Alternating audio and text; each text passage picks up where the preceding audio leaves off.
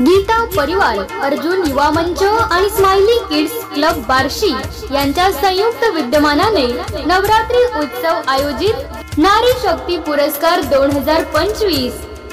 सौ अनुराधा दीपक करवा, founder of smiley kids club Barshi, सौ शोभा नंदकिशोर पल्लोड, कन्या पूजन प्रायोजक, पुरस्कार प्राप्त